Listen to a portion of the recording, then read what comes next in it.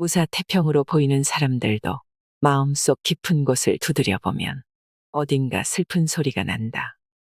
나는 왜 이렇게 힘들고 아픈 걸까요?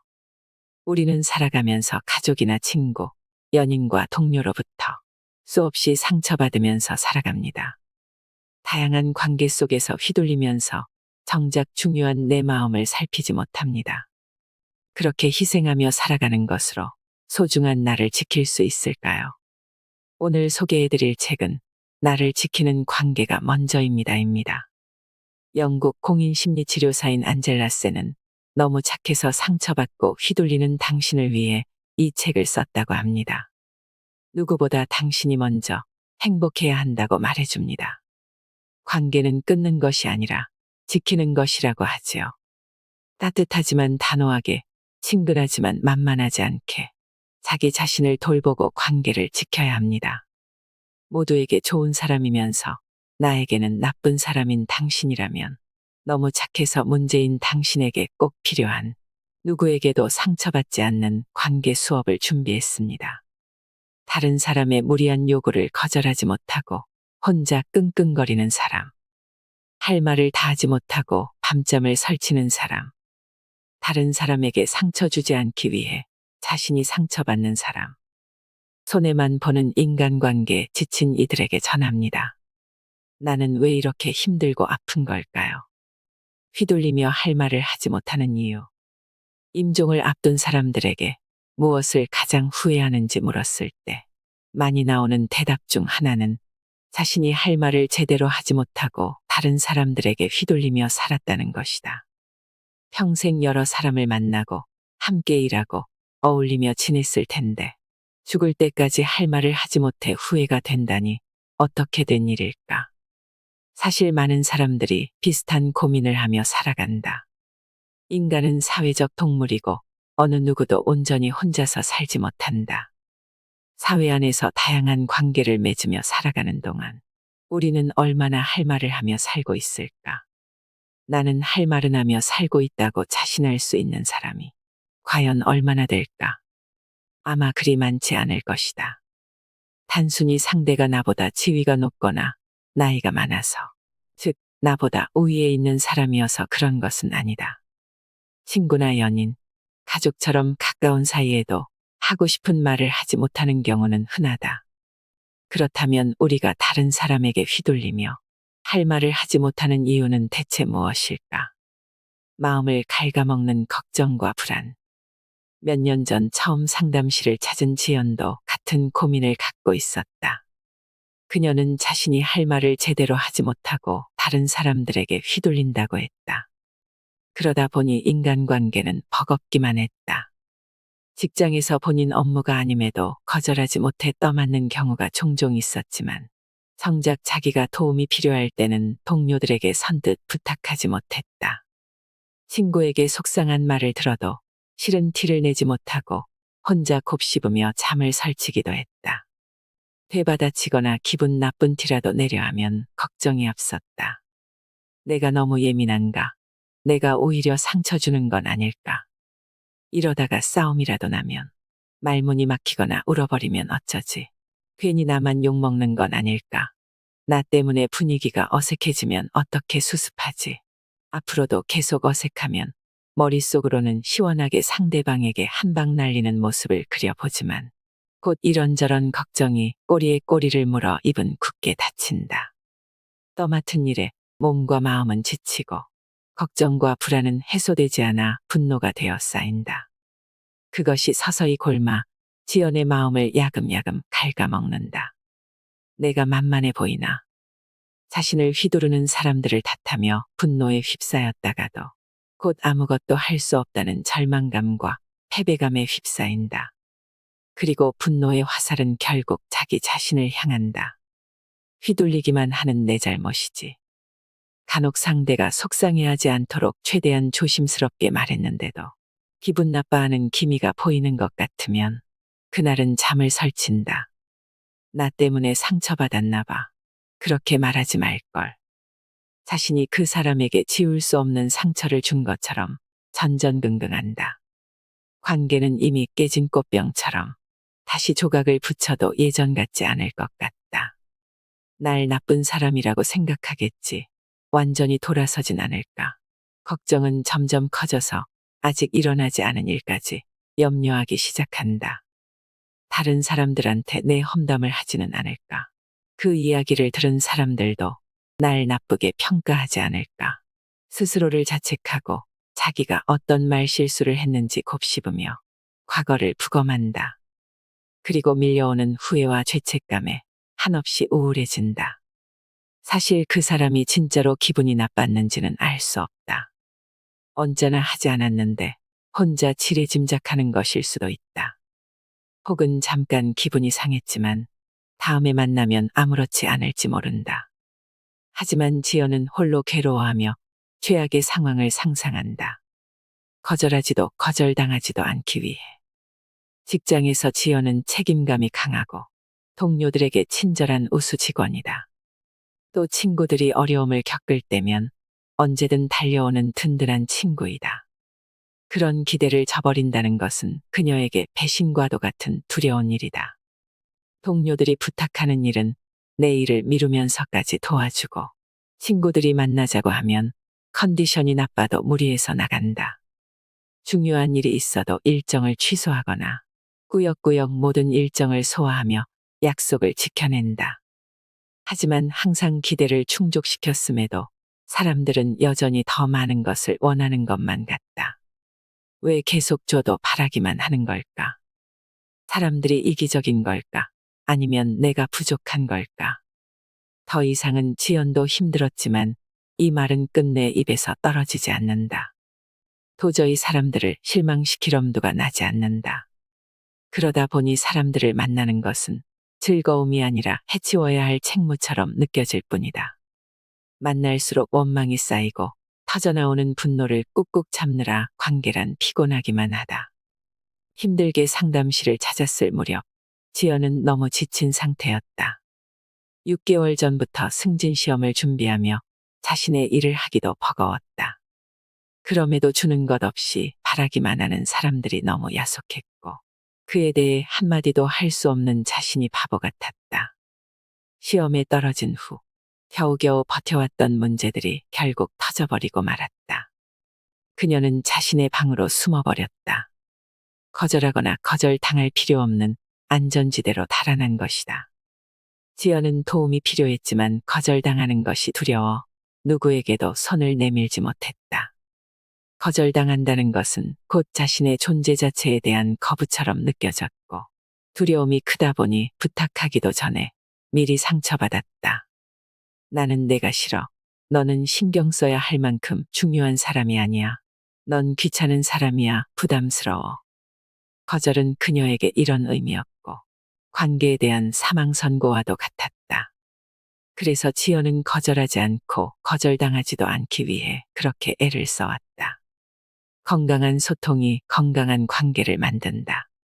결과적으로 누구에게나 좋은 사람이었지만 정작 자신에게는 좋은 사람이 되지 못했다. 든든하고 기댈 만한 친구였지만 정작 필요할 때 기댈 곳 없는 자신에 대해서 더욱 화가 났다. 그런데도 왜 자꾸 휘둘리는 걸까요? 그렇게 묻는 지연은 그 대답을 이미 알고 있는 듯했다. 제가 거절하거나 제 의견을 말하거나 불편한 감정을 솔직하게 표현하면 불쾌해하거나 무리하다고 생각하지 않을까요? 지연은 자신의 우울과 불안이 관계의 문제이며 특히 휘둘리는 태도가 문제라는 것을 알고 있었다. 하지만 당황하고 감정이 격해진 상태에서 행동은 늘 제자리였다. 휘둘리고 싶지 않았지만 휘둘리는 행동은 반복되고 만다. 휘둘리지 않고 할 말을 잘하려면 건강한 소통법이 필요하다. 건강한 소통은 다른 사람에게 휘둘리지 않을 뿐 아니라 타인을 휘두르지 않고 할 말을 할 뿐만 아니라 상대의 말을 들어주는 것을 모두 포함한다. 건강한 소통은 건강한 관계를 만든다. 하지만 우리는 여전히 소통에 어려움을 겪는다. 그 이유는 크게 세 가지로 볼 수 있다. 첫 번째 이유는 휘둘리지 않고 할 말은 한다는 것이 무엇이며 어떻게 하는지 구체적인 방법을 모르기 때문이다. 이런 경우 소통에 대한 자신감이 떨어지게 된다. 두 번째 이유는 무엇과 어떻게는 이해했지만 여전히 걱정과 두려움이 우리를 올가매어 소통을 방해하기 때문이다. 세 번째 이유는 우리를 올가매는 생각은 걷어냈지만 예전의 습관대로 즉각적으로 반응하는 마음의 관성에 빠지기 때문이다. 누구에게도 당연한 상처는 없다. 스스로를 괴롭히는 생각의 굴레. 부족하지 않아야 인정받고 사랑받을 수 있어. 지연에게 사랑받을 자격이란 타인의 기대를 충분히 만족시킬 때에만 조건적으로 주어지는 것이었다. 하지만 그 사랑의 조건은 양날의 검이기도 했다. 반대로 자신이 부족하면 인정받거나 사랑받지 못하기 때문에 어느 때고 쉽게 깨져버릴 수 있는 유리알 같은 것이기 때문이다. 만약 내가 제대로 하지 못한다면 나의 가치는 바닥을 치고 다른 사람과의 관계는 끊어질 것이다. 그런 두려움 때문에 지연은 버려질까봐 두려워했고 붙잡기 위해서 애써야 했다. 마치 뼈가 부러졌는데 반창고만 붙이고 뛰는 것처럼 애쓰는 삶이었다. 상처를 감추고 무리해왔다. 사랑받기 위해, 인정받기 위해 노력한 삶은 지금까지 어떻게든 그녀를 지탱하는 마음의 기둥이 되어왔다. 하지만 그것은 오래가지 않아 와르르 무너지고 만다. 34살 지연의 마음 안에서는 아직도 상처받은 어린 아이가 울고 있었다. 지연 씨는 어떻게 해야 부족하지 않은 것 같아요. 모든 것을 완벽하게 해내려고 했어요. 뭔가 이루기 위해 항상 조바심이 났죠. 착한 딸, 좋은 사람이 되려고 노력했어요. 그러면 아무한테도 미움받지 않을 테니까요. 그래서 늘 다른 사람의 눈치를 살피며 맞춰주었어요. 그러지 않으면 어떤 일이 생길까요? 그러지 않으면 사람들이 화내거나 속상해할 것 같아요. 저를 미워하고 욕하거나 떠나겠죠. 사소한 갈등조차 없는 인간관계가 가능할까요? 사람들이 화내거나 속상해할 수도 있지만 지연 씨에게는 어떤 특별한 의미가 더 있는 것 같아요. 이런 일이 생긴다면 지연 씨는 자기 자신에 대해서 나는 어떤 사람이다라는 생각이 드나요? 결국 내가 문제야. 내가 부족하고 나빴어. 그러니까 늘 혼자야. 이런 생각이 들어요. 마치 숨기고 싶은 진짜 모습을 들켜버린 것 같아요. 그런데도 저 자신을 지킬 용기와 힘이 없어요. 지연은 사람들과 어떠한 문제도 일으켜서는 안 된다고 생각해왔고 수동적으로 살아가는 게 차라리 속 편했다. 괜히 들쑤셨다가 마음속 깊은 상처를 건드리고 싶지 않았던 것이다. 내가 원하는 곳이 어딘지도 모른 채 마냥 두려운 것으로부터 달아나려고 했던 것 같아요. 그래서 애써왔고 상처로부터 도망쳐왔다. 하지만 결국 자기 자신으로부터 도망칠 곳은 없다. 오랫동안 마음 안에 자리 잡은 부정적인 생각들로 인해 자기 자신뿐만 아니라 다른 사람들과의 관계가 모두 어려웠다. 유난히 힘든 하루를 보내고 나면 세상과 사람과 자기 자신에 대해 더욱 부정적인 생각에 휩싸인다. 제 자신을 사랑할 수 없어요. 그러니 다른 사람에게 사랑을 주거나 받을 수도 없겠죠. 제 성격이 부정적이라서 그런 것 같아요. 결국 문제의 원인은 늘 자신에게 있는 것 같다. 그렇다면 지연이 성격이라고 규정하는 마음의 기본 프로그램은 어떤 생각들로 이루어져 있을까? 그리고 그녀를 괴롭히는 생각들은 어디서부터 어떻게 시작된 것일까? 비판과 비난에도 나를 지키는 법. 우리는 왜 비판에 휘둘릴까? 상황은 각자 다르겠지만 다른 사람에게 안 좋은 소리를 들을까봐 두려워서 움츠러들거나 물러났던 경험은 누구에게나 있을 것이다. 다른 사람에게 비판을 받으면 아프기 때문에 피하게 된다. 비판이 아픈 이유는 무엇일까? 그 이유는 비판을 부정적으로 해석하는 마음의 올가미에 있다. 비판에 대한 부정적인 과거의 경험으로 인해 상처받은 마음의 뿌리와 기둥이 자라나 우리의 마음을 올가맨다. 가령 비판은 공격이야. 내가 무능력하다는 뜻이야. 나를 비판하는 걸 보니 날 싫어하는구나 같은 마음의 올가미에 걸려든다면 비판을 받는 위기 상황에 직면했을 때 부정적인 생각과 두려움에 빠져 휘둘리기 쉽다. 이때 공격적이거나 수동적인 방식으로 즉각 반응하면서 상황을 악화시키기도 한다. 이런 패턴이 반복되면서 비판에 건강하게 대응하는 방법을 배우고 익힐 수 있는 기회를 스스로 차단하게 되고 비판에 대응하는데 더욱 서툴고 어렵다고 느끼게 된다. 결국 비판을 마주할 자신감을 잃게 되면서 더더욱 비판을 받을까봐 불안해하고 비판을 받으면 쉽게 분노하거나 좌절한다. 비판은 누구에게나 어렵다. 그렇다면 비판은 나에게만 어려운 것일까? 유독 나만 자존감이 낮고 예민해서 그렇다는 생각을 하기 쉽지만 비판은 누구에게나 어렵다. 비판을 받는 것이 어려운 첫 번째 이유는 인간의 기본적인 사회적 욕구 때문이다. 사람은 누구나 사랑받고 인정받고 싶어 한다. 우리는 사랑받고 인정받으려고 애를 쓰고 사랑받고 인정받지 못해서 상처를 받는다. 고립은 생존을 위협하는 치명적인 약점이 될 수 있기 때문에 우리는 공동체 안에서 유대관계와 소속감을 통해 정서적 안정을 느끼도록 진화해왔다. 하지만 비판은 이러한 욕구를 정면으로 거스른다.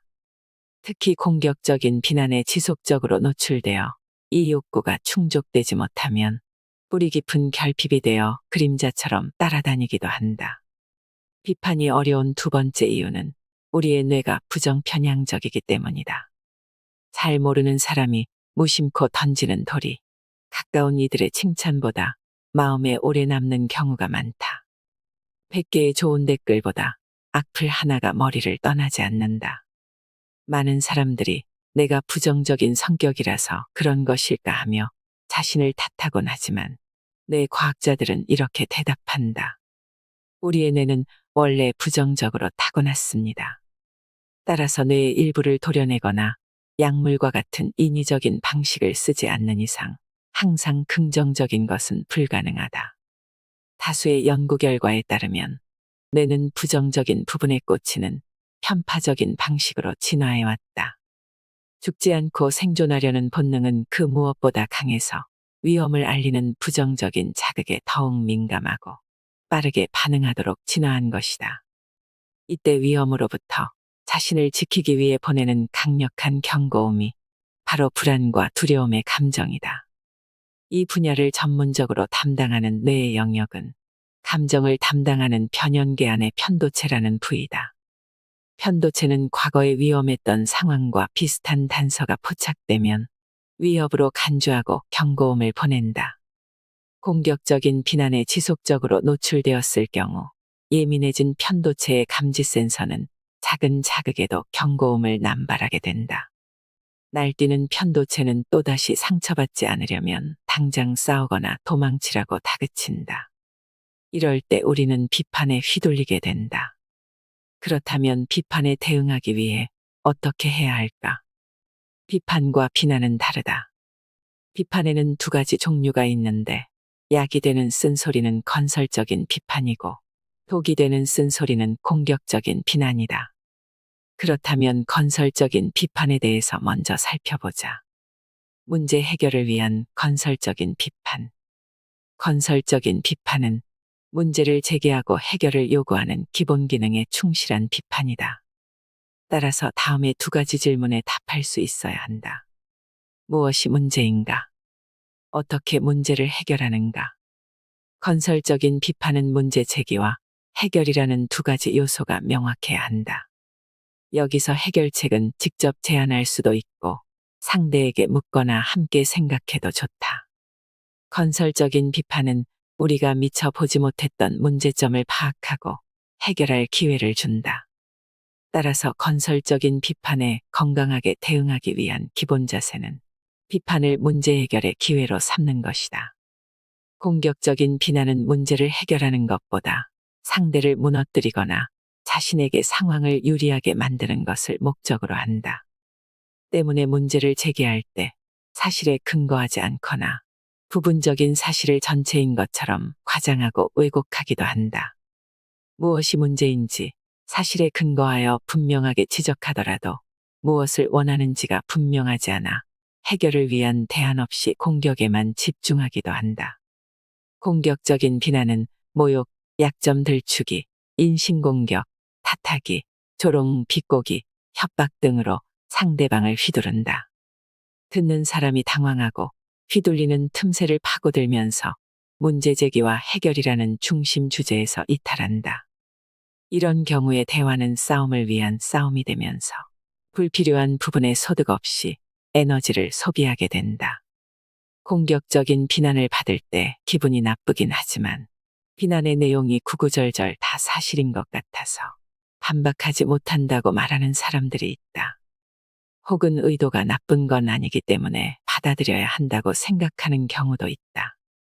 너 잘 되라고 혹은 정신 차리라고 하는 이른바 뼈를 때리는 팩트 폭력은 아무리 팩트에 기반하더라도 결국은 폭력이다. 따라서 좋은 의도로 사실의 근거에 지적했다고 주장하더라도 태도의 조건을 충족시키지 못하기 때문에 건설적인 비판이 아닌 공격적인 비난이다. 이러한 비난은 잘 되라는 의도와는 달리 상처를 남기는 결과가 따르기 때문에 결국 듣는 사람 입장에서는 문제제기와 해결이라는 비판의 가장 중요한 메시지를 받아들이기 힘들다. 하지만 받아들이기 힘든 공격적인 비난에도 휘둘리지 않고 대응하는 방법은 있다. 공격적인 비난에 대응하기. 먼저 당황한 마음을 추스르고 상황을 판단하기 위해서 마음속으로 잠깐 하고 쉼표를 찍고 무슨 뜻이야? 라고 되묻는다. 그 다음 혼란스러운 부분이 있는데 분명히 해주시겠어요? 하는 꼬리잡기를 통해 모호하거나 모순되는 점을 지적하고 분명히 해줄 것을 침착하게 요구한다. 꼬리잡기 테크닉은 혼란을 정리하는 테크닉이다. 상대방이 자기가 했던 말을 바꾸거나 말과 행동이 다를 때, 또 말의 핵심 내용과 워딩, 몸의 언어 사이에 모순이 있을 때 등 다양한 상황에 적용할 수 있다. 이때 주의할 점은 사람 자체를 공격하는 것이 아니라 모순되는 말과 행동, 상황을 객관적으로 요약하고 정리하면서 분명함을 요구한다. 가령 자꾸만 말을 바꾸는 상사에게 할 수 있는 말이다. 과장님, 지난번 회의에서는 A 프로젝트가 우선순위라고 말씀하셨는데 지금은 B 프로젝트에 집중하라고 하세요. 무엇이 우선순위인지 명확하게 해주셨으면 좋겠습니다. 다음은 괜찮다고 말은 하지만 온몸으로 화가 난 감정을 표현하면서 상대방에게 눈치를 주는 친구에게 꼬리잡기 테크닉을 활용해 보자. 내가 괜찮다고 말은 하는데 평소와 다르게 말도 안 하고 시선도 피하면서 괜찮지 않은 행동을 해서 혼란스럽네. 내 마음이 어떤지 분명하게 말해줬으면 좋겠어. 실망과 좌절에도 무너지지 않는 법. 꽃길만 걸을 수 없는 것이 인생. 우리는 살면서 늘 꽃길만 걷기를 바라지만 인생은 가시밭길을 지날 때도 있다. 내 마음대로 되지 않는 삶은 느닷없이 닥치는 가시밭길과 같지만 언제 어디서 가시밭길이 나올지 모두 예측하고 대비하거나 가시밭길을 모두 꽃길로 만드는 것은 불가능하다. 아직 오지 않은 미래와 보이지 않는 사람의 마음속은 우리 삶에서 가장 불확실하다고 여겨지는 부분이다. 이러한 불확실함은 예상치 못한 가시밭길로 우리를 이끌기도 하고 두려움을 낳기도 한다. 특히 보이지 않는 서로의 마음 안에서 우리는 길을 잃고 휘둘리면서 관계에 어려움을 겪는다. 결국 내 마음대로 되지 않는 것 투성이인 관계에서 우리는 상처를 받고 관계에 두려움을 느낀다. 믿었던 친구나 연인이 일방적으로 약속을 어겨 배신감을 느끼기도 하고 친한 동료라 생각해서 도와줬는데 고마워하기는커녕 점점 당연하게 여기고 더 많은 것을 요구하는 경우도 있다. 내 마음 같지 않은 다양한 사람들이 모여 함께 일을 할 때도 그렇다. 우리가 끝없이 펼쳐진 꽃길만 걸을 수 없다면 진정 삶에서 바랄 수 있는 것은 무엇일까?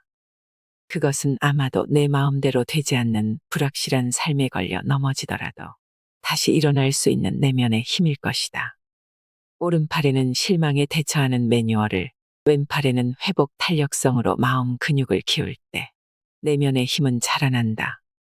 적당량의 시련을 단계적으로 극복할 때 우리는 다시 일어서는 회복 탄력성을 키울 수 있다.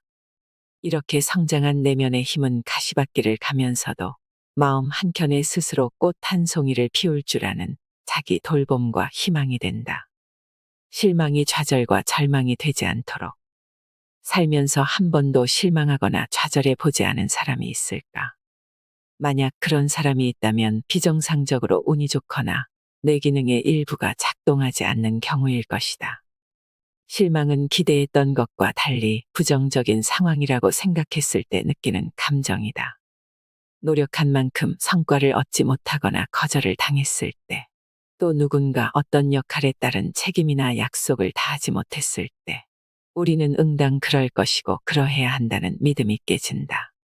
이때 느끼는 감정이 실망이고, 실망이 깊어지면 좌절이나 절망이 되기도 한다. 우리는 실망감을 느꼈을 때 그 원인을 찾기 위해 나의 기대를 깨뜨린 사람은 누구인가를 먼저 묻는다.